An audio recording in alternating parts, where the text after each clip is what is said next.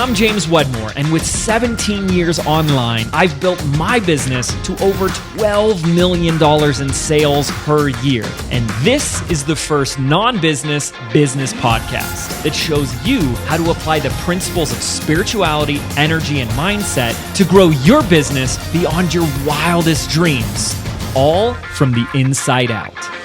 This is the Mind Your Business podcast.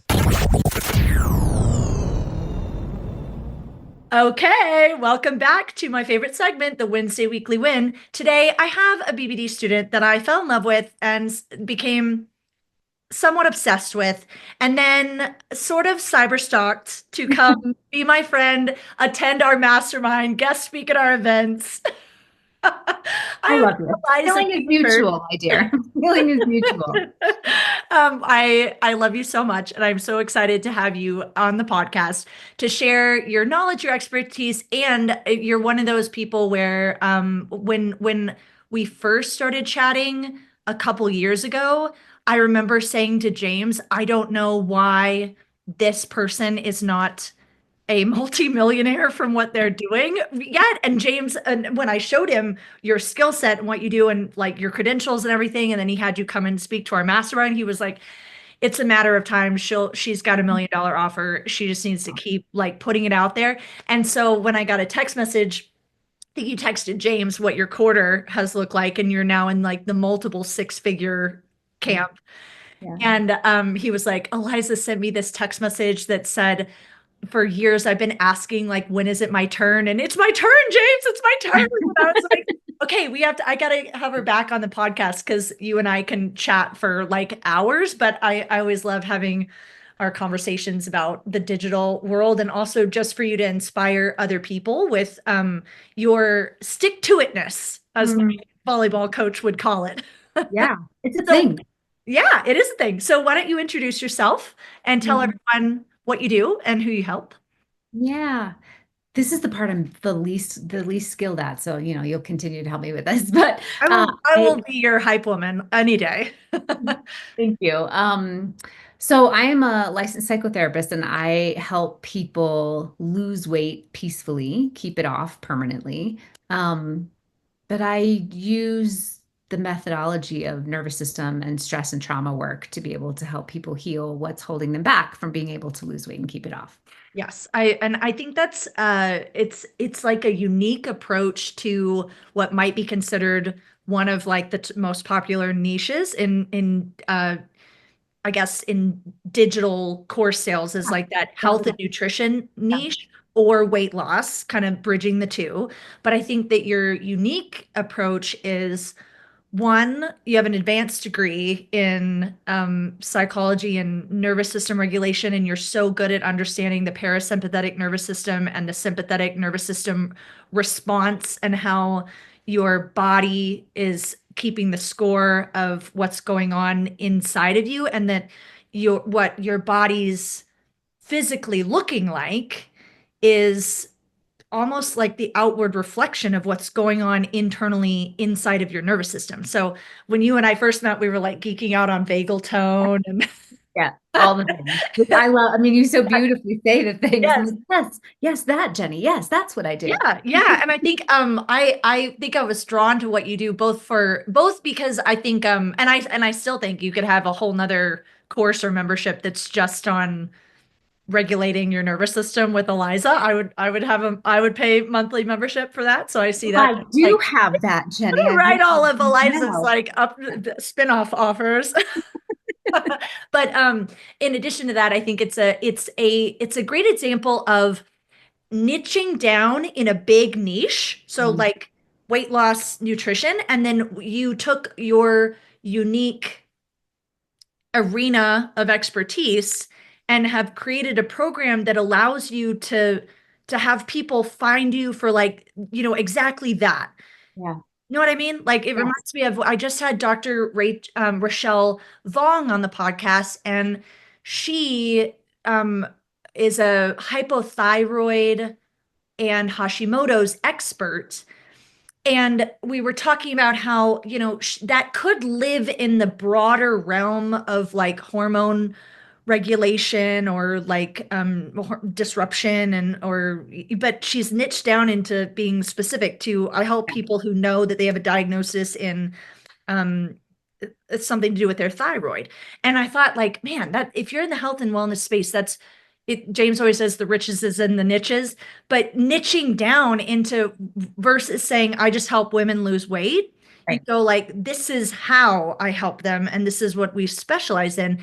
And that makes you, in a way, easier to find and choose because if I can go, oh, I can really see myself in that, and I want to learn how to do that specifically, you know?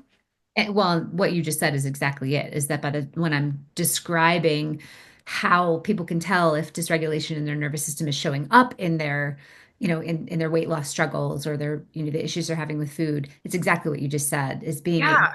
which of course you all have helped me with, being able to speak in the way where they do see themselves in it. And then they're able to say, oh my gosh, that's what I'm experiencing. That's what I need help with. And it makes it such a beautiful match of, yes, if you're experiencing that, then I can help you, right? And rather than, I know I want to lose weight and everybody says to do it like this, and sure, I'll pick something, it really helps them narrow down and go, that's what happens to me at 4 o'clock every night. You said you know how to help me with that. Let's go, and it becomes this beautiful, easy marriage, right? I know. I was thinking that people get afraid that if they niche down, they're going to make themselves less appealing.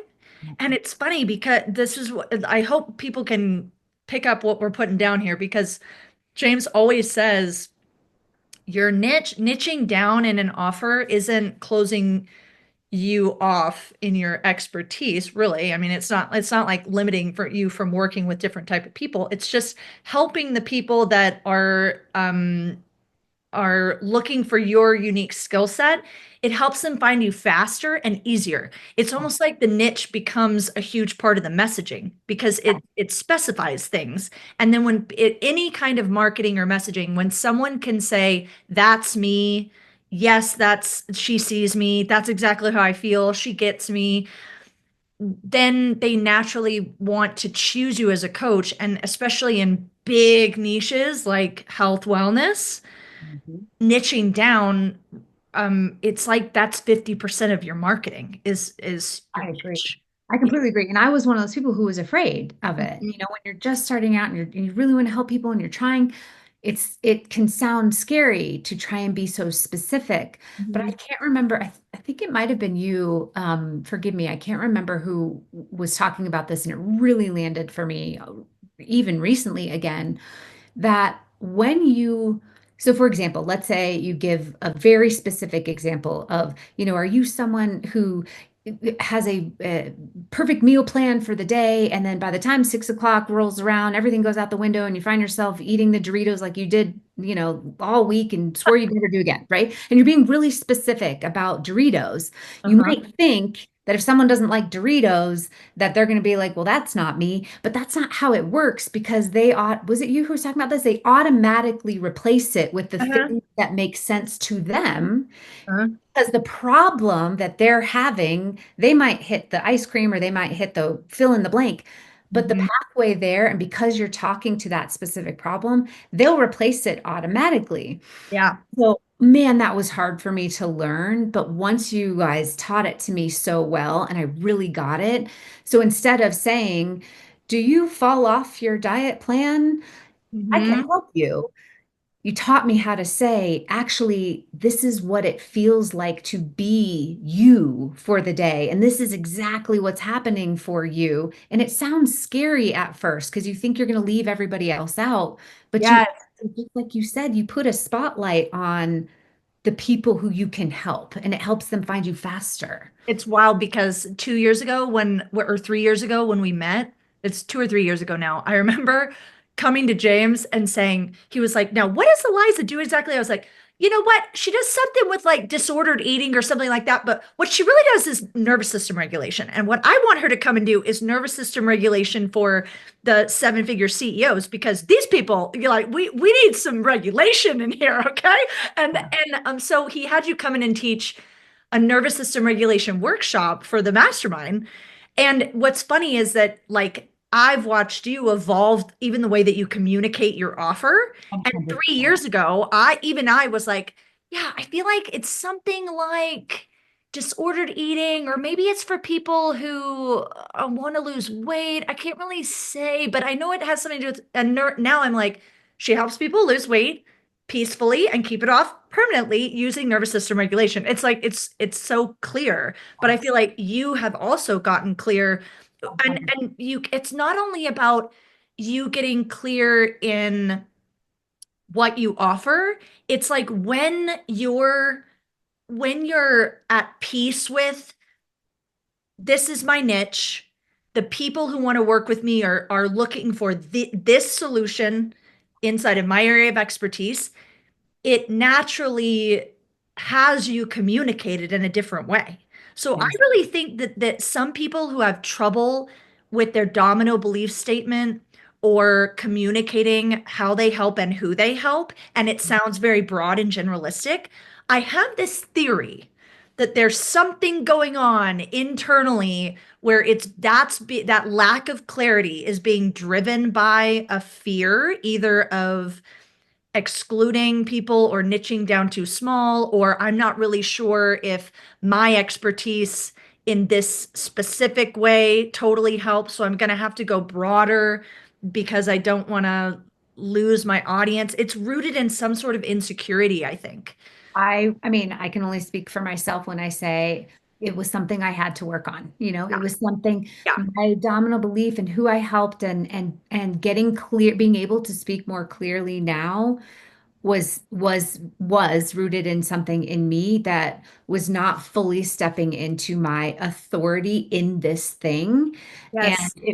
it was as an attempt to like, okay, everyone, come on in, I'll work Yes. with everyone and I can help over here and I can help over here. And while I can, when I stepped into my authority in this, which it's like, how many times am I going to listen to James and Jenny tell me to niche down before I just actually listen, and You know take what though? It's good to wander just keep around in it going. too. I Yes. see myself in it because when I even just today I updated my bio today and I thought, man, this is what James is talking about by the more you are out there delivering results for your people, the more clear you get on this is my mission, this is my mission statement.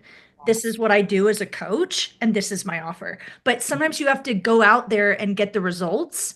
I years ago when I was when he put me in the business and I was trying to write my bio, it was like Instagram doesn't give you enough characters to write what my bio is. Yeah. It's like I'm a yoga Yeah. teacher and I'm a meditation teacher and I'm certified in NLP and I teach leadership and communication and marketing and intuition and it just goes on and on and on. Yeah. And now today I changed it and it was like I am an intuition and mindfulness coach that helps people unlock their inner superpowers. Yeah. And that came out so clear and easy.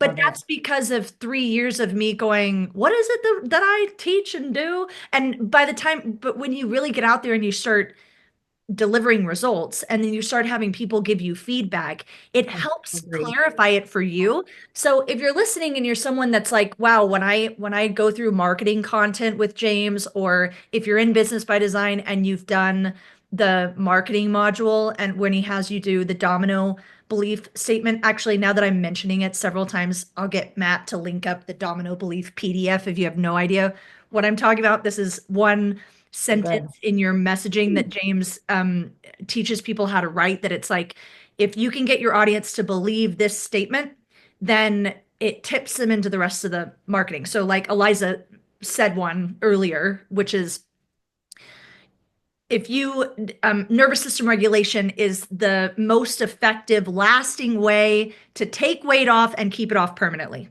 and Yes. peacefully.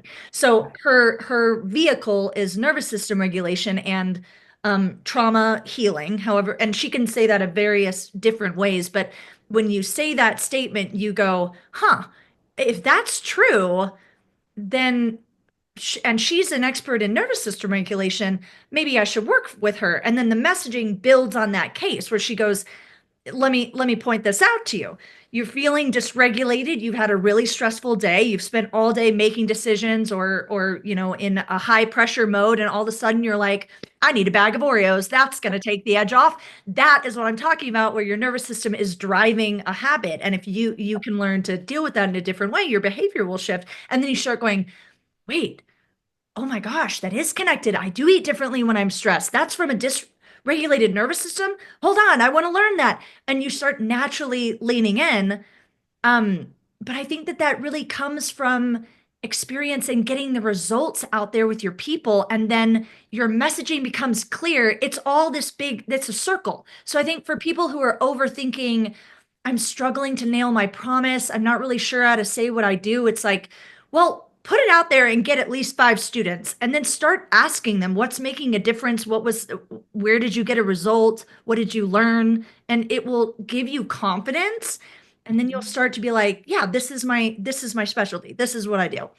And I will tell you, you said it so beautifully earlier when you said the Instagram bio. And when I did my first domino belief, it was I wanted to put everything I do in there, right? But it's not Yes. just nervous system, but I also help them with this. And I also help them. It was like because I hadn't fully stepped into my own, this is who I am and how I help and Mhm. my own authority and power. And to your point, listening to what my students were telling me back. And while, yes, the Yeah. program has so many other things, what was nailing it for them was, oh my gosh, the nervous system piece changed my life. This changed my life. And as the more I listened to them and how I was helping them, and then just said, okay, I'm going to express what they've told me has changed their life. That's my job. I'm a conduit, right? Yes. You tell me how I changed your life. I'll go tell other people. Maybe I can change their lives too. That's my job. My job is not to say, yeah, but I want them to know I also do this and I'm also this and I also have this. That's not my job. My job is to serve the people that I need to serve, right? And so I need Yes. to listen to what they're telling me was life changing. And as soon as Yes. I did that, and it became less about me and less about my ego and less about my insecurities and less about all of the, I almost cursed. Can I curse? All the shit that we have to, Yep. right? All the shit that comes up as an entrepreneur that we have to take a hard look at, then man, did it become easier to nail that messaging, I right? know. And I look at it too. I was thinking this is the first time I looked at my bio and I deleted NLP certified and yoga teacher 500 hours. And I went, whoa, that's some internal growth for me. Because Yeah, for years, you are, right? I would go, no, I have to, I'm putting that in my bio because I'm so proud of that. And I feel like in my head, I went, that gives me the right to say something. You know what I mean? And because I had that insecurity, it was like, and we'll get on this topic because I love talking to you about this. There is a thing that I believe in reality. If you want to be someone that's saying, I'm going to be responsible for helping other people, I'm going to be responsible for, you can come to me and trust me as an expert. I do think that that means you do have a responsibility to go get trained. And that's why in my bio, putting credentials in there for a long time was really important to me because to me, saying come learn meditation for me, I wanted to go, by the way, I've been trained. I'm not, I've studied this. Or like, let me, I'm, a performance coach. And it's like, oh yes, but I am certified in, and Right. I think that comes from a place in me that I always want to be a student of the thing that I'm trying to pass on to other people. So I believe in credentials, but I think that the more you are in this industry of knowledge products, the more you go, you know what? What's important in the messaging is talking to people about how I help and what specifically I do. And then the people that want to work with me, when they come to my training, when they come into my world, when they show up on the webinar, that's the time for me to show them. By the way, here's where all the place where I learned this. Or maybe you make an ad or an Instagram reel that says, by the way, this is my origin story. I'm trained in XYZ. But that's not to say that it's just an interesting transition where you go like, nobody knows all the training that James has in his Yeah. bio. He just puts, I help people scale to 7 figures and beyond with digital products. And then they're like, how do you do that? And he goes, well, come on over to the webinar and we'll talk about my origin story and how I learned it and where I got it from. And I think that maybe for years I was overthinking how much you have to prove to people up front that you have the right to be helping them, you know? Yeah, I love the way that you said that. Love the way you started that, which is for the people who accept or take on the responsibility of helping people. And I do think it's a responsibility. And Yeah. that's why I think we share this passion that we as providers, service providers, we have a responsibility to know what we know, right? That to be learning or trained in or an expert in, or however you want to describe it, it's our responsibility to get the training or certifications or expertise or experience or the Yeah. combination of all the above to be able to hold the responsibility to actually be able to help someone. Because as you and I were chatting about for a minute, you know, AI can answer your question. You can put Yes. into AI, here's the answer to your question. That's not the same thing as being able to assimilate years of experience and intuition and knowledge and, nervous system, social engagement system, signals that are being sent back and forth and being able to truly help someone. It's not the same Yeah. thing, right? And Yeah. and that's our responsibility to stand in that whatever it takes to be able to help people in a responsible way. Yeah, I want to talk about that a little bit because I know that in the digital market, I want to talk about, let's give people a little bit of like what you've been able to create in your business, of like what your results have been like over the past couple of years. And then I want to circle back to how as digital knowledge teachers, we can safeguard against AI and customers going, well, can't I just ask ChatGPT how to lose weight and keep it off? Because we were having a really cool conversation about that, and I have some theories and opinions about the way that digital business can pair perfectly with the technology that's coming out available with AI, but then also how there is an opportunity to leverage that to really differentiate you in the marketplace Yes. as a teacher, where I feel like it's actually going to help, not hinder in some ways. So let's start with your BBD journey. Mm. I really wanted to bring you on because knowing you as someone who came into your digital offer being an expert, coming from being a would you say therapist, psychologist, or what would you call yourself? Psychotherapist. Yeah. Psychotherapist. Yeah. The first conversation we had was I said, I bet that was a big shift going into a digital offer because as a therapist, you have people seeking you out, going, I have a problem. I need a therapist. Will you help me? And then when you change to digital platform online, a lot of the messaging is just convincing people that they have a problem to begin with, and that's not how you book a therapist. Yeah. Yeah. So I Yes. was like, I'd be interested to hear your journey as a marketer, but you're also someone that's the a testament to not don't doubt yourself that if you stick with it long enough, you're going to hit a home run offer. And you release something and refined it for years and years and years. And now you're crossing that threshold of multiple six figures. So walk me through your BBD journey. Yeah. Ooh, I mean, you nailed it. So, I not only was I a therapist before I put it online and while I put it online for a couple of years to start off with, but even before that, I was the CEO of a different type of company. And so I had, background and experience in running a company and spreadsheets and P&Ls and training clinicians and all kinds of things that somewhat, but a lot does not translate into a digital business. So I had business background, but these skills that I needed to learn that I didn't even know I needed to learn until I was helped with them, um, it was a huge challenge. And exactly what you said, as a therapist, I'm used to people coming to me, um, as they're seeking help, right? But the skill set that you need to attract not only your client, but your ideal client, the right client, right?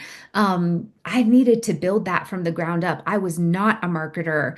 I still struggle with marketing, and I'm so thrilled with the results I have. And so, I say that to say, it requires a level of commitment and stick-to-itiveness, like we talk about, to be able to overcome and be willing to learn the skills that I didn't have. So in 2020 was actually the year that I was able to put my digital product out in the digital world because of what was happening in 2020, and that actually was a somewhat of a gift for me because it provided the space and the opportunity for me to put that out there. But I didn't start using BBD until I would say 2023 was when I started using BBD. I purchased it earlier, but it was one of those ridiculous things. I'm sure people do this, but like I buy a product and it's like, oh, I bought it. Therefore, I must know everything just by osmosis. Osmosis. I don't have to do anything. I don't have to learn anything. So I didn't actually start using it until 2023.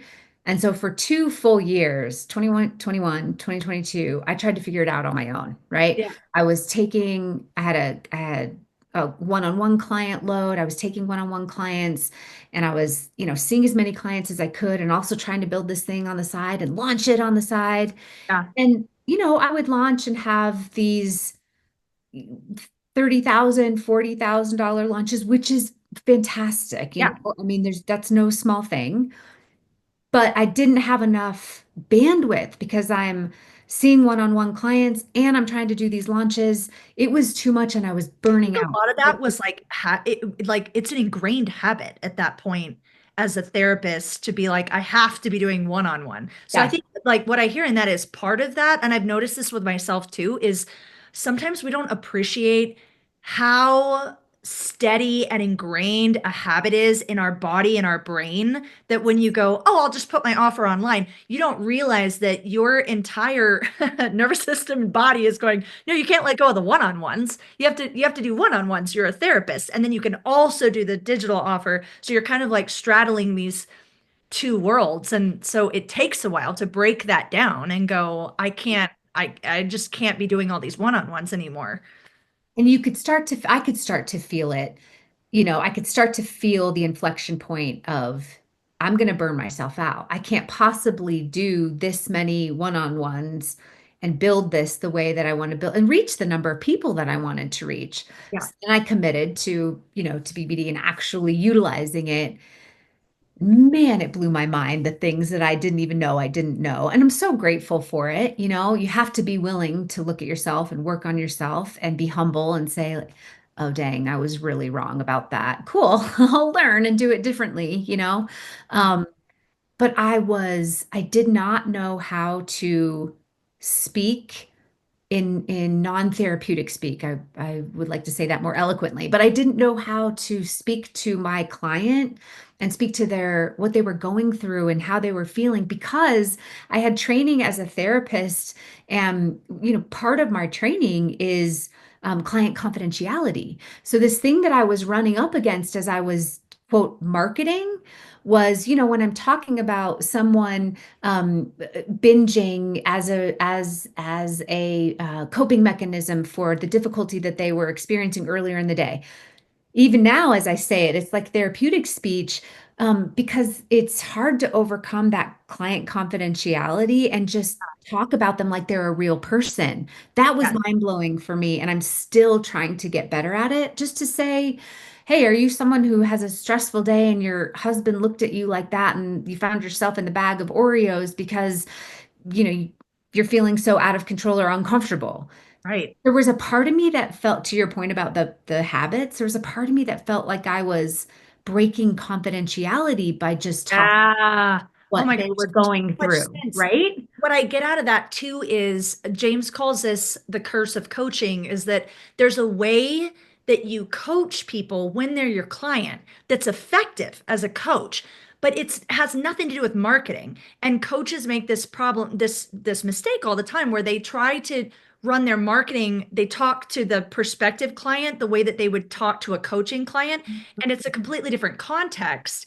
And when I'm reflecting back on, I'm a big advocate for therapy, and I love my therapist, but I can think of specific times where I've been in a therapy session and she's presented something to me that's a psychological term, condition, whatever you may call it, Yeah. like, Jenny, have you ever heard of bloody blah blah blah? Right. And Right. it's like a Yeah. clinical Yes. name of something. Like, I can't think of an example right off the bat, but like maladaptive coping strategies. That's what. Absolutely. Have you ever Yes. heard of a maladaptive coping strategy? Yeah. And when that's your therapist and you have rapport and a relationship and you feel like this is someone you would send a Christmas card to, you go, say more about that. Yeah. What do you mean by Yes. that? Teach Teach me. me, Yes. please. What is a maladaptive Yes. coping strategy? And then you come home to your partner and you're like, you know what I learned in therapy today? A maladaptive coping Yes. mechanism is blah, blah, blah. I think Exactly. I may read more about this, but to a stranger on the internet that's just stumbling across an ad, they're either going to keep scrolling because they have no idea what you just said. It was in French. They don't have a relationship with you and it felt really aggressive or it felt like you attacked them, or they're just like, Too Charlie clinical. Brown's teacher, wah, wah, wah. I have no idea what you meant by that. And so it can work in one context, but in the marketing, it bites you in the butt. And I think that a lot of people, especially who have spent time in a niche or an expertise where there's a vernacular that goes with learning how to do that, Right. their language can adapt without them really being present to it, where it's almost invisible to you, where you go like, oh wait, you didn't understand Yes. what I just said. Yes. It was funny. I actually had a mentor point out to me I had spent a lot of time in this one personal development program that when I was working for Lululemon, we had partnered with this other brand and we were taught to use basically a lexicon of words that in this personal development program had meaning. Yeah. But when they moved away from, we spent like a decade with like, read these books, do these trainings, go to these seminars. This is the language that you use when you're Yeah. coaching other people in the company. And then we moved away from it and started to do our own leadership development stuff. And I remember one of my mentors going, we got to take all the language that you learned from this one leadership school and stop using it. And I was like, am I using it? And they were like, Yeah. yeah, let me point. And they were pointing it out to me. And it had become so automatic Yes. that I didn't realize that I was speaking French to people who had never known what that was. Like I would say something like, um, do you need to clear anything before we get started Right. with this meeting? Right. And someone who had never gone through that leadership school would be like, what do you mean by clear? Like, do you mean like something Yeah. on my face or, and I was Yes. like, no, I mean like clear, like a clearing, like get something off your chest or create more space. What do you mean by create space? Yep. Create space. I mean, is there anything holding you back from being present? Right. They were like, oh. So then I went, oh, that's a shortcut. I just go, Eliza, we're going to start this meeting. But first, I just want to ask, is there anything in your mental space that's like getting in the way of you being fully present with me right now? Do you need anything right now? And then you go, no, I can be fully present. Okay, well, let's move on. Yeah. And then I went, oh my gosh, 5 years ago, I would have said, do you have anything to clear, Eliza? And you would have known what I was talking about. And that's what people do in their messaging is they're used to Yeah. talking to their clients in their own field of expertise. And then they go out and do that on the internet. And people are like, I have no idea what you teach or you're saying. Exactly. Yeah. I mean, that is exactly it. And it was so automatic. I didn't even realize I was doing it. Yeah. Um, but what I love about what BBD offers is that it's not just, I mean, exactly how you just described that, this a step-by-step way to do it differently. You're not just saying, well, you can't do that anymore, but there's always a system or the domino belief or this process or that thing that will help me because I am an expert in what I'm an expert in. I'm not an expert in how to run an online business. So I need someone who's an expert in that to give me all the shortcuts so that I don't have to become an expert in that. I can continue to be an expert in what I'm an expert in. And that's what I love about BBD is to be able to um, plug and play, right? Just, where do I need help? Where am I falling short? Helping me sort of illuminate where I'm falling short and then plug and play where I can fix it and move forward, which all of that is a very long-winded way of saying, as I started to learn the places where I was really falling short, and then committed to overcoming those with the plug and play processes, and just making small tweaks and small tweaks. That was, I mean, I think this is one of the biggest things that has propelled me faster is I slowed down to speed up. Because when I don't know what I'm doing, it's really easy to get off track with shiny objects. It's like when you don't know what you're doing, there's a lot of people saying, we'll do this and do this and do this. And in reality, what I love about James's philosophy is we got to master these fundamentals. Like you got to get the fundamentals down before you can start splintering off in all of these different places. Because if you don't have the fundamentals down, then you don't know where your machine's breaking down, you don't know where to fix it, and it's going to slow you down in the long run. And so I focused in on these fundamentals. And I Mhm. changed one or two things, and I changed one or two things, and I changed one or two things. And so then I could always point back to, well, did that thing work or not work? And did that thing work or not work? And wouldn't you know it, as you start to be able to collect the data and see the impact of the small changes you make, you actually move a lot faster because you're not changing 100 things. So you don't know which one worked. And then, okay, shoot, that didn't work the way I wanted to, but I don't know what worked. So now I'm going to go over here and shiny object. And then, 5 years later, you come back to the fundamentals anyways, right? Yes. So I want to walk people through your gradual growth. Yeah.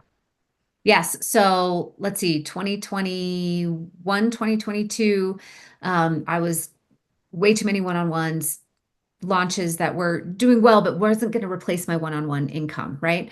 2023, I commit to Is that BBD. like that was like what do you think? Like 100,000? Oh, yes. I mean, gosh, my digital revenue. So my digital revenue started, it'd be like $60,000 my first year. $80,000 my second year, $90,000 my third year, and $90,000 my third year was the year I committed to BBD. And then it went from $90,000 to $300,000 in that one year. And then we're at $300,000, not even 6 months in right now. So Wow. as soon as I committed to slowing down to speed up, we went from 90 to 300 to, on track for a seven-figure business this year. Dang. Okay, so and you're attributing that to, I heard two specific things. One is learning and to master your messaging and to identify where it is that you're speaking like you're talking to an already existing 10-year relationship client Mhm. versus a someone who has never met you, has never been in your program and doesn't even know that they need your stuff. So that's the difference between coaching and marketing. Yeah. And then the other is leveraging business by design to get one simple process at a time and make micro adjustments to your launches. Have you changed your offer at all, or you're just refining the same offer and re-releasing it? Yeah, that's actually, man, that's a really good question. I actually have not changed my offer at all. The pricing has changed, the length of time has changed. So there's some structures kind of within the offer that has evolved over time. And that actually was driven by my clients. We want more time, we need more time together, things like that. I was just listening to them, but the core of it has not really changed. Some pricing, some structure has. But yes, I think messaging, without a doubt, I needed to nail. I'm still nailing. We'll always be tweaking and refining, but the data is giving us feedback. And truly slowing down and mastering those fundamentals. I will say, knowing where I needed to sequence, like the steps I needed to take. It was interesting. This analogy may or may not land. You'll tell me. But when I was thinking about what BBD has done for me, I almost feel like BBD has been the ghostwriter in my business because when my book publisher, when we were publishing my book, my agent said, I think you could benefit from a ghostwriter because I had this big, beautiful book I wanted to put out, and we got a contract and all this stuff, but I couldn't get it out of my brain and onto the page. It was, where do I start and how do I adjust the chapters and how do I put it together? And I was so overwhelmed that my ghostwriter was the person who came in and knew where to sequence and how to write the chapters. And we would have these conversations, and it allowed me to know where to put the effort in, where to put the time in, how to refine it. She would write the first draft, I would edit the chapters. It was like she allowed me to get this beautiful thing out of my brain and into a book. And I sort of feel like BBD is the same way. It was like, yeah, you can. Do I start with marketing? Do I start with offer? Do I start with my niche? Do I start with messaging? Do I write an email? Do I put it in this format? Do I launch like this? And BBD was like the ghostwriter that said, here's step one, step two, step three, that allowed me to just say, okay, I can do this. Here's the sequence. Here's what to focus on so that my scattered mind could put it all in this place and actually get it out to the world, right? That might be a Mhm. terrible analogy. I don't know. You tell me if No, that I think that's I is think that that's close. so I think that's really a great analogy because where people get stuck the most is in that startup, like what do I do next? You know, it's Yeah. like and honestly, it's not surprising because it truly is a different role being a marketer and then being the talent. Honestly, like to use a artistic film background example, it's like you are the producer, director, and the lead actor of your own film. And there's a reason why that's rare to see an Oscar nominated movie that has the lead actor, the Is director, there one? and the Yeah. producer. Is that a thing? Braveheart is the Okay. one that comes to mind. Like, you know, I mean, it's very rare to be like you can wear all the hats, and because it's a completely different mechanism. Like I was what I actually saw a really funny interview with Julia Roberts yesterday where she said people keep asking me if I'd like to direct.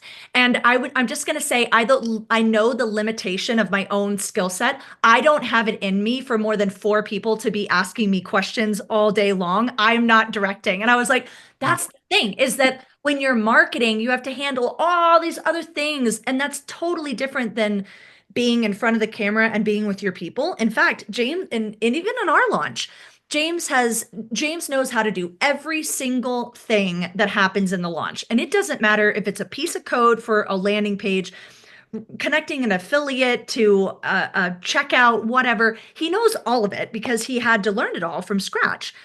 He doesn't do all of that now because we need for him to be out front in camera, going live on Instagram, taking coaching questions and preserving his energy to do that. And if he tries to be in every place, it actually diminishes the his most valuable part of the launch, which is being able to be there as a coach.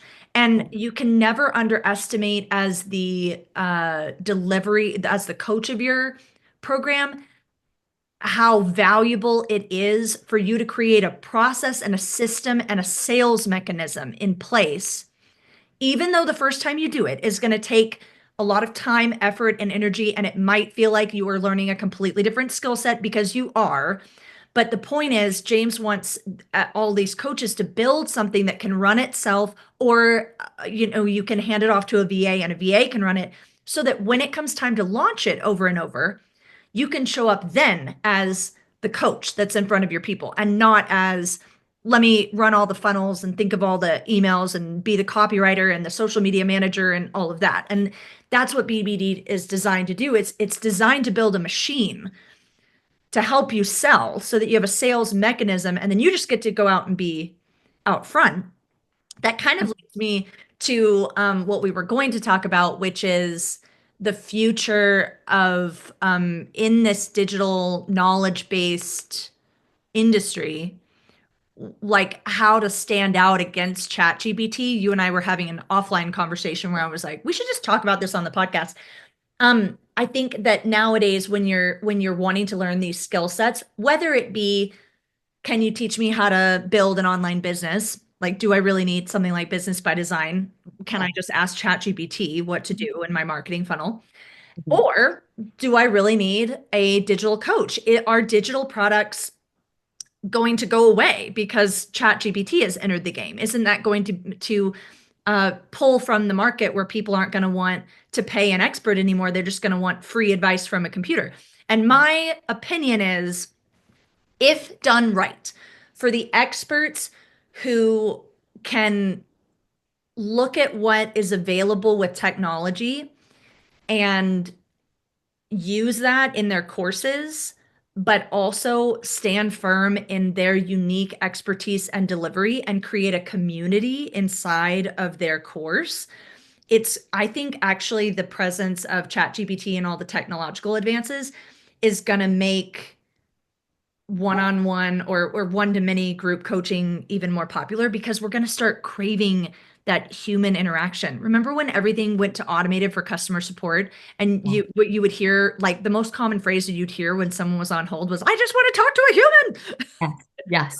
I think Yeah. that's going to happen. I think Yeah. it's going to be people like, well, I'm not getting results, and I know I could look it up, but I want to talk to someone about this, and one of the things that I think James has done really beautifully in Business by Design, where we used to not talk about it very much in the marketing, was he would always say, I want the community to be this surprise benefit that people don't even know that they need. And then they get in Business by Design. You're like, surprise, what you really needed was this, your new business Yeah. bestie group of Yeah. entrepreneurs. I think it's what sets the program completely apart from other things, because the level, the not the level of support, even the level of support I think is really unique, but the caliber of support that you get from the type of entrepreneurs who are in that Business by Design group, the coaches, James, and the type of people that are attracted. There's something like the people who come into Business by Design, he attracts experts like yourself that are like the helpers on the planet. They're the people who go, I have discovered this thing for myself. I want to share my own breakthroughs with other people. I really, really, really have a drive to be of service and to make a difference. And James, please, will you teach me how to put this skill set online and how to help? And it's the most extraordinary group of generous human beings who are literally trying to make the planet a better place. And James always says, like, I'm here to help the helpers. That's what BBD is you're here to help others. I want to show you how to do that, and I'm going to show you how to make money doing it. I mean, he means that to his very core. I'm here to help the helpers, and he does. He attracts. I mean, what you just said about, it's the community that you didn't even really know you needed. I mean, the women that I have connected with in the last couple of years in BBD are some of the most important people in my life. I mean, it doing business this way with people, not everybody understands what it's like to be a digital entrepreneur, you know? And so finding your people who are also doing business like this, who understands what it's like to go through a tough launch, or understands when your ads suddenly stop working, or understand whatever it is, that a lot of people don't understand that language or what those things are like. And then to be able to cheer each other on, to support one another. I mean, the support in the community, like you said, I mean, the coaching is world class. You and James are world class, and that's all amazing. And the icing on the cake that you didn't understand that you even knew you needed are the people that are in it, right? The other entrepreneurs that are at the same level as you, that or that are, are working their way up alongside you, and then they're ahead of you, and you just get to be in this big, I don't know, it's a community. It's a community of connection. And to your point about AI, yeah, could you go and plug in to ChatGPT? Well, how do I make my messaging sound less clinical? Sure, I could, but that, not to get all nervous system on us, but here we are. This is who I am. There's the thing that AI and ChatGPT will never have is our social engagement system, which is a true physiology, it's a system in our physiology. Like you and I are talking right now, and our nervous systems are co-regulating each other based on our eye contact, or our facial cues, or our tone of voice, or our head turn and tilt. There's all kinds of things. We don't even know it's happening. It's happening happening out of our conscious awareness. And just like you said about getting a customer service rep on the phone, we say, I just want to talk to a real person. That thing that we're experiencing, that emptiness when it's not a real person, that's our nervous system. ChatGPT does not have a nervous system, right? And so this human to human connection, while you're going to get the quote answer, it's not going to fulfill you. It's not going to give you the same nervous system response that connecting with humans and doing life in a community of humans will give you. ChatGPT is never going to replace that, you know? And so Yeah. you have that at its core. Not designed to, I We're mean, not designed to. yeah. And I think um, I think that what's great about what's happening with technology is that where entrepreneurs used to get stuck in that intimidation phase of there's so much that it takes to get started and I'm just staring at a blank page, you can Yeah. psych yourself out a lot by just Jillian, my copywriting sister, calls it blinking cursor syndrome, where you open up a Word document and you see that little cursor just blinking at you and you're like, suddenly I don't remember what I'm supposed to say. Yeah. ChatGPT and AI can alleviate that. Like Yeah. in Business by Design this year, James has made all these adjustments where there's these custom written prompts that he's Amazing. designed. I mean, I know it's like this is game Amazing. changing. I Yeah. like this blew my mind when I saw it. And I'm teasing it on the podcast probably before he even reveals it in what's happening inside of Business by Design. But that's the cool thing about it is it's like a living program where he keeps updating it. But he's written a prompt that's got all of his rules for digital success into it, and then you can plug that in to ChatGPT, and it's kind of training the knowledge base, write it like this, so that you can use AI to tell you how many leads do I need in my launch if I want to make this amount of dollars, or that you can create a calculator for that we can put in the program. You can tell it like, well, this is James's formula for how to write a promise inside of a program. So follow the prompts and then it'll give you some suggestions. And it's like, now there's no excuse to get stuck in that early phase of like, I just need to get something out there. But at the same time, I think that the group inside of Business by Design, it's like sometimes as an adult, and I hope this doesn't sound too dramatic when I say this, but my number one apprehension for joining James's business was that it would be lonely, because I am someone that I'm very energetic with other people, with other human beings. I know that about myself and I love that about myself. I need to be with other humans. And James doesn't, he's kind of his own island, like he's like, I need you and the dogs and I could be in front of my computer for however long. And so I was worried about digital business and I reflected on it. Like, I wonder how many people think about doing a digital offer and then they just talk themselves out of it because they're worried that they're not the type that could like sit in front of a computer screen and not talk to people all day. But what's so neat about Business by Design is there's as much social engagement as you want at any moment in the day. I Yeah. can go into that BBD group and talk to other entrepreneurs or the coaches. I think every post in there on average 2 or 3 coaches.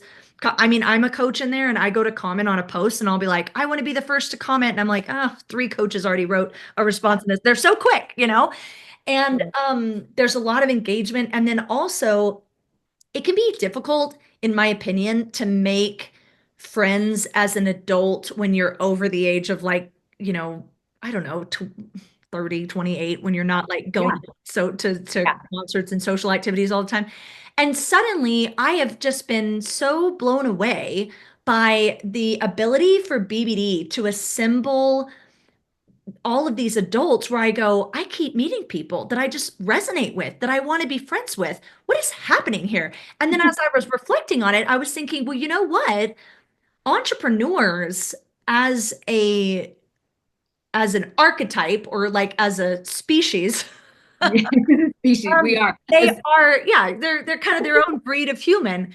you have to be committed to internal growth because your business is a reflection of you, and everyone, especially a digital business, because you're talking about a personal brand product, Right. not, well, everybody loves my shoes but they don't, Right. nobody knows So who I true. am and who made them. Mhm. It's you that's out there with your people, so you have to work on yourself. And I thought, you know what, I think that's what it is that in this group you've got all of these adults who are the helpers on the planet, who are driven by service, who are driven by a, some form of excellence. Like they have that yearn for mastery in them, be that they're mastering how to be the world's best voiceover coach, or they're Yeah, mastering how to totally. be the world's best personal development coach. It's they have a drive for mastery. They have a innate desire to be of service and help.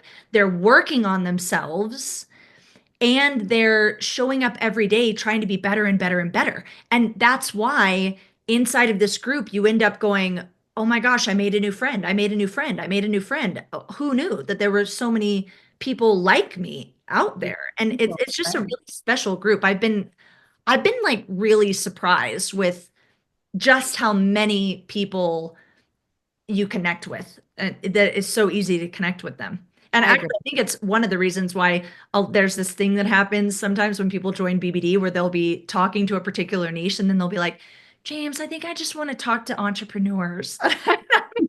Right. Yeah. I That's mean, just, that's just you yeah, get around all these people and you're like, I don't know, I think these are my people. yeah, yes, agreed. Because you know they're willing to put in the work, they're willing to stick to it, they're willing to work on themselves, and you're like, "Yep, can we Kind of have?" how I felt about athletes. I was always in a sports niche. Like I've always been, I want to talk to athletes. And then when I started talking to entrepreneurs, I was like, you know, it's a really similar Yeah, world. I mean, because yeah, it's that um, mindset is part of the game, and setting goals that putting something out there that other people don't see as possible, pushing yourself every day. It's similar. It's like, it is like a sport. Entrepreneurship is a sport. We'll make a t-shirt. yeah. Yes, it is. Can I get one of those at the next retreat? Actually that's my new It's merch. merch. Entrepreneurship is a sport. Mhm. New merch. I love it. Let's see. What else should we talk about? Let's Yeah. How do you feel? Do we get enough of the like numbers and hit that stuff home? Are you good with that?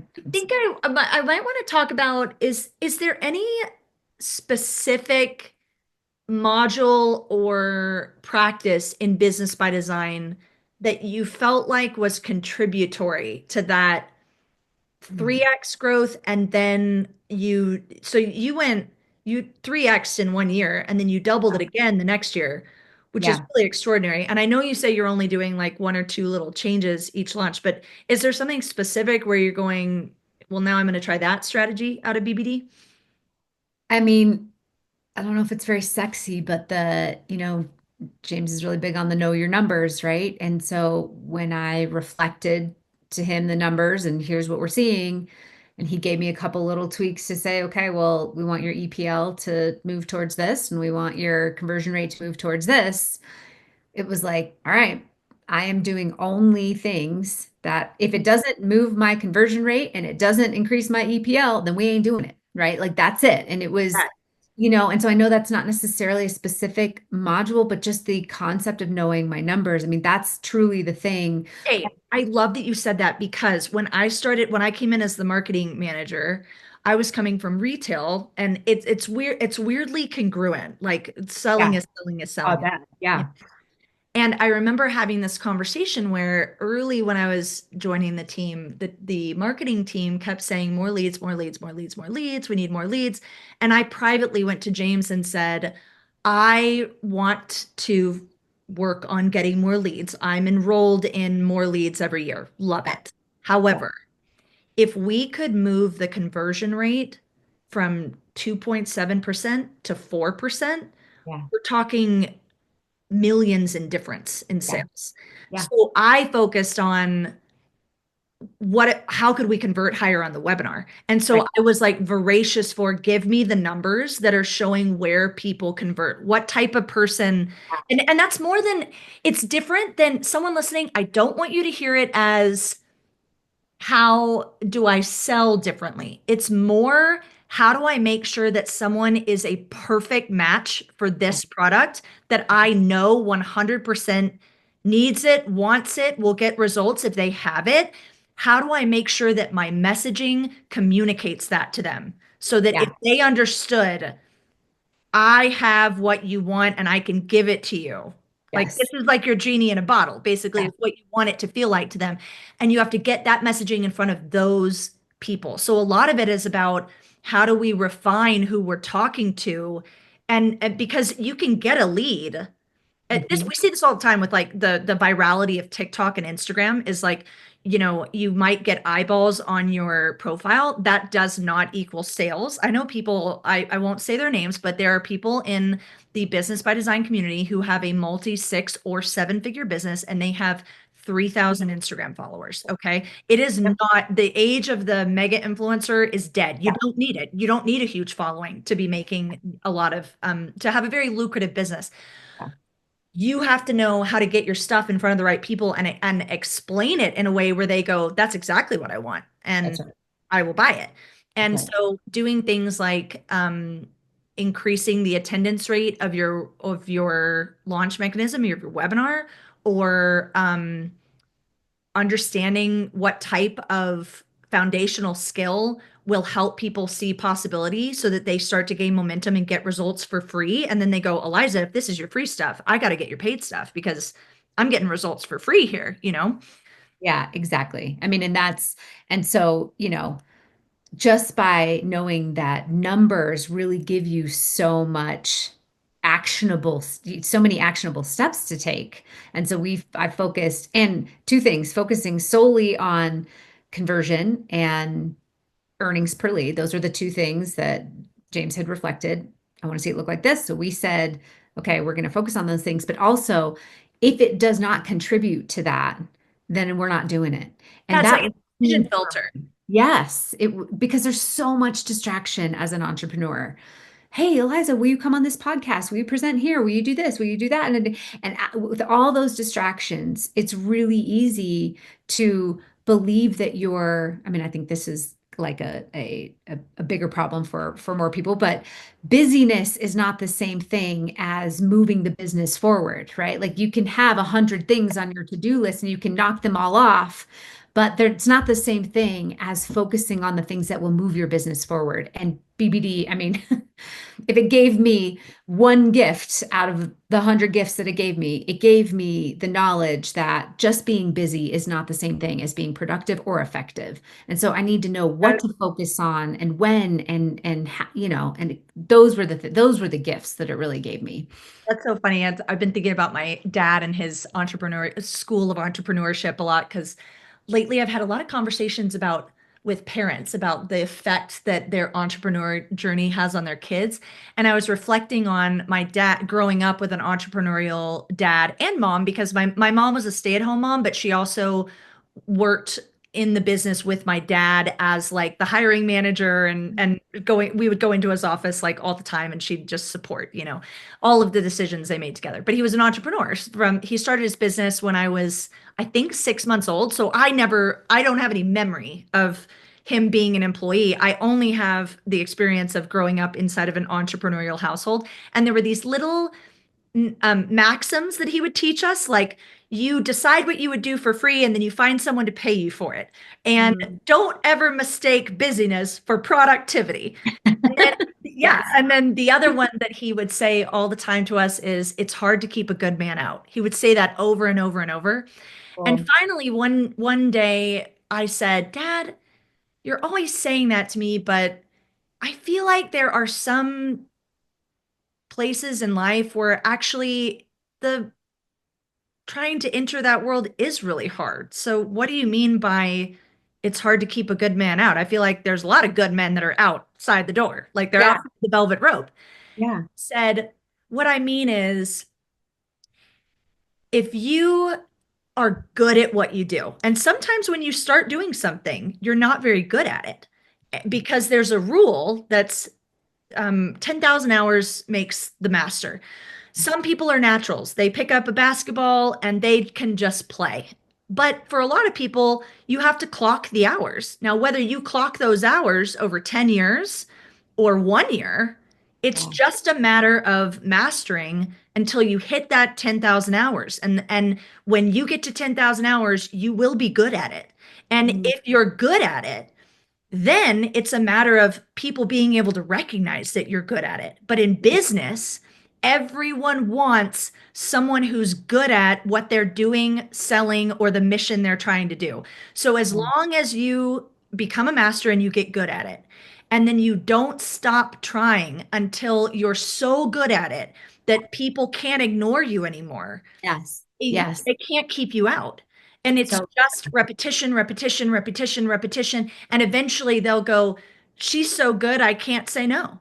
And I wow. woke up, that was my first thought this morning was that makes so much sense to me now, being in this world of digital marketing. You cannot keep a good man out. If you are good at what you do, if you're a good coach, if you have a good product, if you have a good offer, if you have the right systems, from which I'm biased, but I think James has really created a true Libra style of execution guides where it's like minimum amount of effort, maximum amount of results and or income, because Mhm. that's what he loves to do is push a button and then it Yep. creates it. Yep. Then it's a matter of time, and Yeah. you just have to keep at it and know that you can't keep a good offer out of the marketplace. People will, you'll hit your stride, you will find your people and they will buy. And then you'll be in this club of people that when by the time this episode airs, I told James I wanted to do this special series on the podcast where we really just focused on what's possible with entrepreneurs, because I think it's easy to say, well, in this market, in this economy, I better do something safe. Yeah. And I wanted people to hear these episodes and specifically choose entrepreneurs that have something that they love to deliver. That's what they're passionate about. That's what they would do for free. And Yes. they've now made multiple five, six, seven figures doing what they would do for free. And it's a business that they're running from home off their laptop so that they can be home with their families. I mean, yes. And we just had our biggest launch yet in April, right? So in the health and wellness business, everyone said, oh, April's a down month, right? Because January is the big month. Nope. We just had it in April. Everybody, there's been many people who have said, oh, the economy and people are fearful. Nope. You just, what, like you said, when you, thank you for sharing that story with me, by the way. I feel like that was my gift for today was to be able to take that in because when you are doing what you love and you're passionate about it and you're good at it and you do the work to be good at it and you don't quit, sometimes some of the people, when I'm posting a launch debrief, I got so much out of reading people's launch debriefs when I was working, I'm still working really hard, but when I was, trying to make it, I got so much out of it. So now I'm posting mine so that hopefully people can get so much out of it. But people think that, oh, well, I joined BBD and 6 months later, I'm working my way towards a seven-figure business. And amazing, there's people who do, and that's incredible. But I also, for the people who need to hear, that was my 12th launch, and the first 3 years I did them without any help. So don't do that. I'll save you 3 years there. But even after I joined BBD, it was 3, 6. This is my 3, 6. So seventh and eighth, I had a six-figure launch in my seventh launch. I had a six-figure launch in my eighth launch, but six launches before that, I Mhm. didn't, but I refined and kept going and refined and kept going and refined and kept going and put in the hours and log the mastery and working with passion. I think we have to have a little bit of patience and a lot of stick to itiveness, that it will come if you keep going. um and with the right system. I mean, I'm not just saying that with the right system. I swear, I don't know where I'd be without BBD, honestly. I'd probably still be floating around trying to shiny object syndrome, honestly. I don't know where I'd be. I'm at the point now where with AI technology and the world now being so conditioned to knowledge learning over a computer, I'm thinking like you're crazy not to have a digital offer. Even if you want a brick and mortar or you want to keep doing something one-on-one and be one-on-one with your people, or go teach a lecture or class, or go travel around the world and be a public speaker, or go host a workshop and retreats, but also create something that where you're teaching over the internet, because that's just the direction in which our society has moved to. Like if you think about 10 years ago, especially 20 years ago, but even 10 years ago, it was like if you wanted to learn something, I was going to my circle, my social circle, and going, does anyone know anyone that's a really good yoga teacher? Anybody know, has anyone taken a Totally. course in NLP that you liked? Yeah. Can you fly to London and do that? I flew to London to go do my NLP certification. Yeah. And I can tell you now that if I didn't have a certification in NLP now, that was 10 years ago, I would go to Google and start looking up what's the best online digital NLP certification. I would immediately, and I'd be watching Instagram videos and TikToks trying to figure out who do I want to learn from. So it's like having a digital offer is becoming actually essential, I think, to staying relevant in a marketplace. It's like, Yeah. it's almost like when television came on, it's like people doing television ads instead of billboards. It's like Yeah.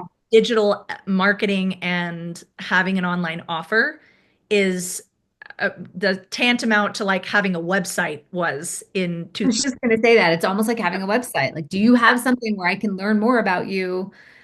You know, that's Yeah. the standard now, right? Like in the 1990s, you would never not have a business card. Right. Now in 2025, your business card is your digital membership or something. You have a digital way to communicate with you, even if you are keeping a high price point one-on-one in-person thing, which I will always love. I love being in person, Yeah. especially when like, my niche is energetic and intuitive. And I talk to James all the time about in the back half of this year, we're going to start really doing I'm so excited to get my group going on my intuition membership. We But always want more, Jenny.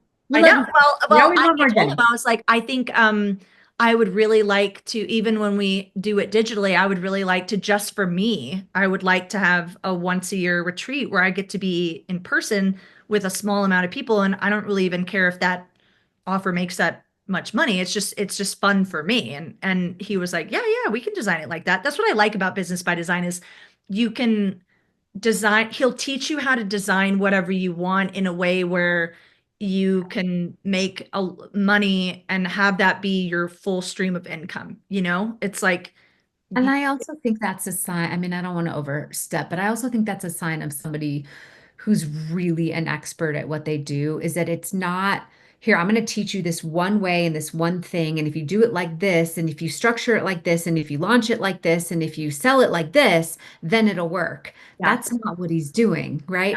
It is it's the principles, it's almost like it's the foundation, it's the fundamentals, it's the principles and all the things.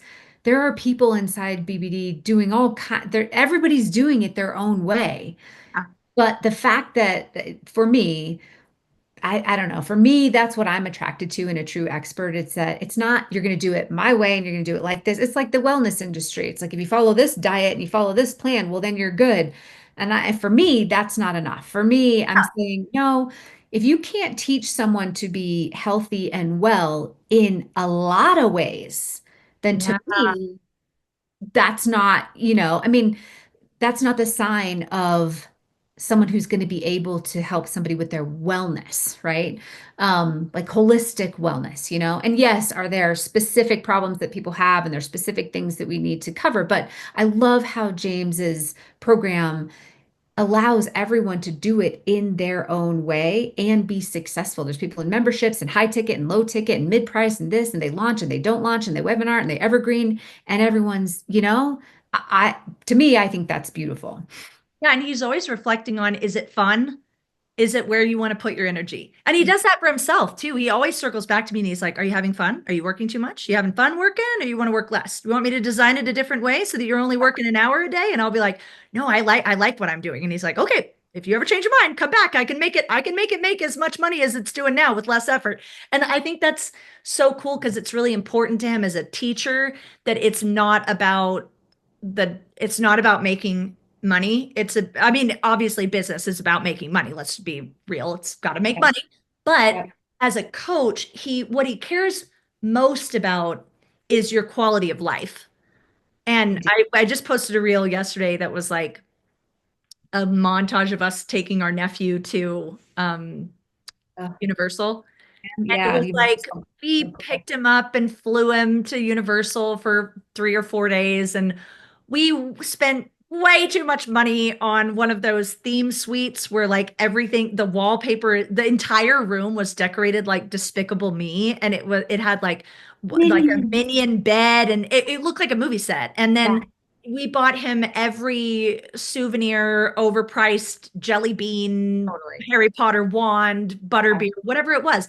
And we were on the way home. He was like, honestly, that's what it's about for me is that when I say I want to take my nephew on a vacation and he looks at me with his little puppy eyes and says, can I get one more souvenir? I go for it, buddy. Like he got soaked in a water fight at the water park. And so we went and bought him a Jurassic Park sweatshirt and it wasn't a big deal. You know what I mean? And then he couldn't decide what to eat for breakfast. Eliza, this is so embarrassing to his parents. So he and his parents say you have to make a choice. And we were like, get both, get the Yeah. pancakes and so then he went home and he said to his mother, Auntie Jen and Uncle James let me eat two meals. And she called me and was like, look what you've done to my son. And I was like, I'm Great so sorry. job. I'm the worst. I'm the worst because Nancy. I do it Yes. too. We go to dinner and James is like, get both, don't decide, get both desserts. Why decide? And there's other things that like my mom had to have emergency heart surgery Yeah. at the end of January. We were on our way to go buy my wedding dress. Yeah. Oh, She got rushed to the hospital on vacation in Palm Springs. Basically, I'm supposed to meet her at the halfway point between Arizona and the wedding dress shop. And she's now in like that was the hand of God because she got one of the best surgeons in the country. And she was in Palm Springs recovering from that surgery for a month. And I got to take my laptop and go mhm. sleep in the hospital with my mom while she's recovering from heart surgery. And then we just rented an Airbnb and got some dog sitting help for the dogs. And James was like, can you imagine if you had a corporate job or if you were still working for Lululemon or if I just said we don't have the money to make this work, what do we do? And I was like, that entire month I just thought I am so grateful for this digital business because the amount of flexibility that it gives you.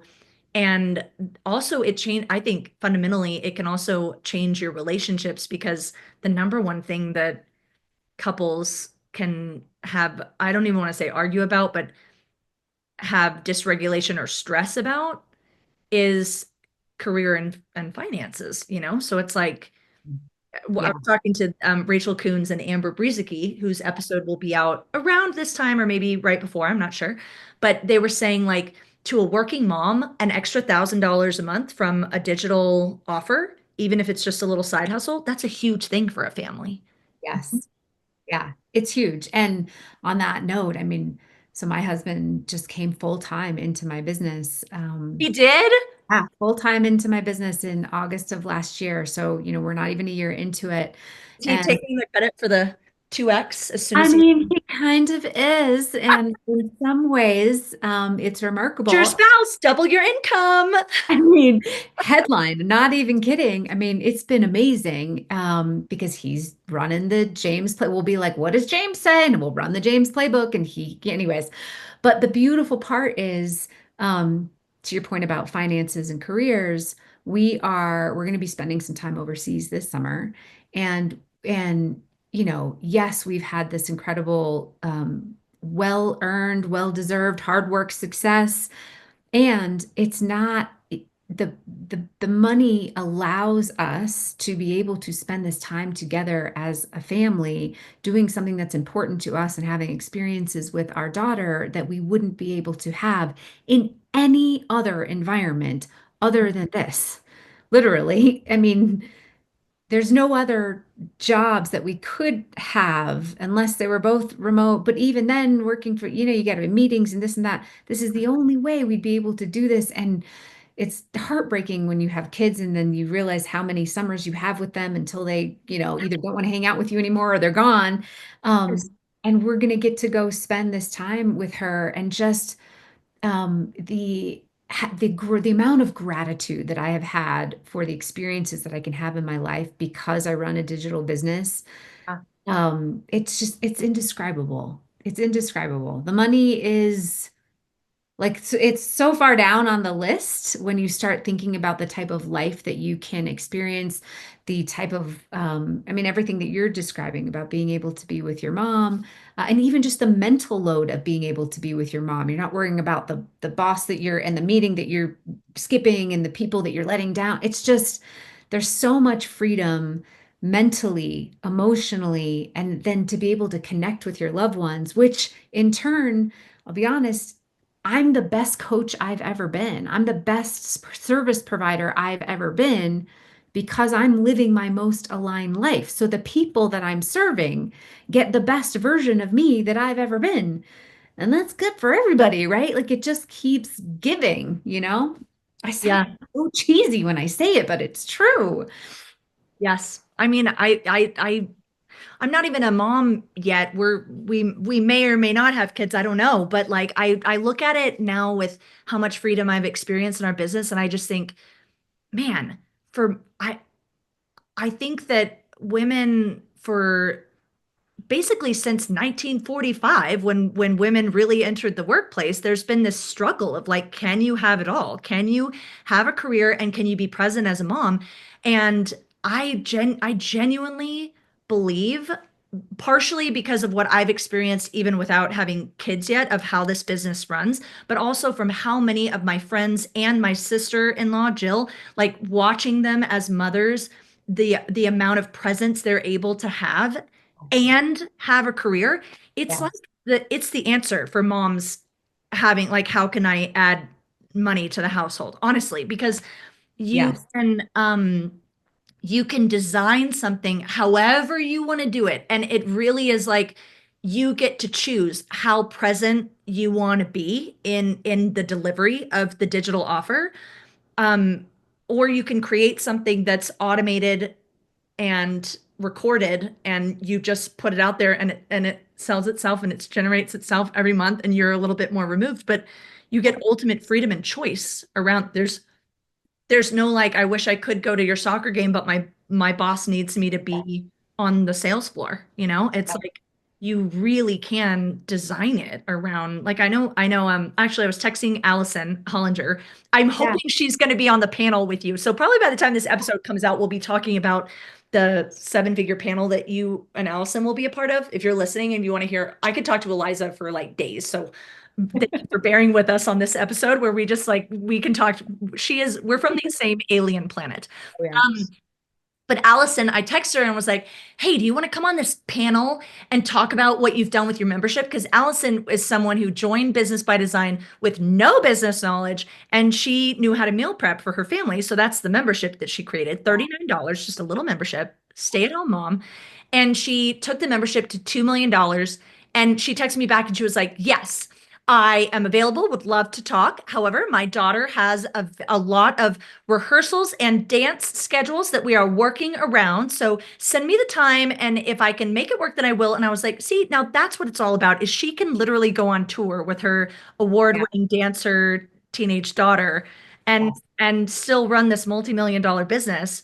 But she's available as a mom because of that. It's so And cool. I mean, I'll tell you this one story. I mean, this was everything for me. This was the pinnacle for me as I was just going through my launch. And, my daughter now knows that we've got workshops and we've got launch and all this kind of stuff. She gets the energy around it, right? And she's running out the door for school, my first day of launch. And she runs back in the door. She goes, Mom, you are going to change so many lives today. I am so proud of you. And I was like, Oh. what?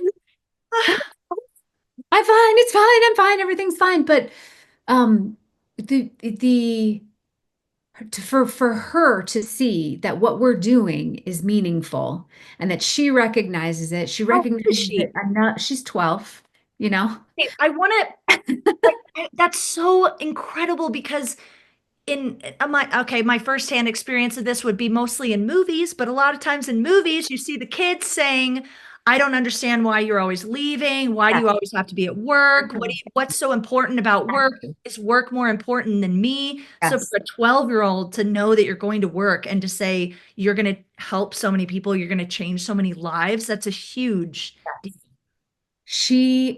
What she's seeing is that we're passionate about what we do. We work hard. She knows that, but it's meaningful. She sees that I love it. Like she's learning a different way of being in the world and that there's possibility to do life a different way and that it doesn't have to look like I hate my job, I hate my life, I go to work, I did it, and that's the part. I mean, there's so many parts of this that bring me freedom and joy, but that is what I'm also passing on to her as what's possible is, I mean, that's everything to me. So it, That's so good. it was such a, Uh, we had a moment. We had a moment. that's such a good touching moment to end on too. Eliza, where can people find you if they want to work with you or if they want to reach out to you about this episode? Yes, and they should. They should reach out. They should work with me as well, but they should also reach out. Eliza Kingsford at Eliza Kingsford on the socials and elizakingsford.com, the website. Link that up in the show notes. Thank you so much for doing this with me. You're the person that I would want to be stuck in an elevator with. Like Oh, I always want to talk to you. And even from the first moment I met you, I was like, James, you have to be on a call with Eliza. So I just think what you do is so special, and I also just love being in your energy field. So thank you for making time for me. It's always like I think you said to me this morning, you were texting me, you were like, are you sure do you want to reschedule? I know you guys are in the launch. And I was like, no, this is like energizing for me to get to talk to you. So thank you. And for those listening, we're in that very, very special and rare time of year where James opens the doors to Business by Design once a year. And what's happening in the moment is he's doing his 3-part live training, The Rise of the Digital CEO. After this episode, there'll be an opportunity for you to learn more about that, or we'll link it up in the show notes if you want to come to that free training. I'm always flabbergasted, dumbfounded, amazed at how much information he gives away for free in that free training. My favorite thing that he teaches for free is the 7 ingredients to an irresistible offer, which is like essentially what we were talking about is what do you need to say to your audience so that when your audience hears you talk about your program, they go, I need that. I want that. Here's my credit card. You're my coach. You're the person who can help me with that. And it doesn't feel like you're selling. It feels like a natural match between you and the people that you're meant to help and serve. And he is masterful at teaching that. And he teaches that for free in the training. There's a lot other things that you learn, but that's my favorite training.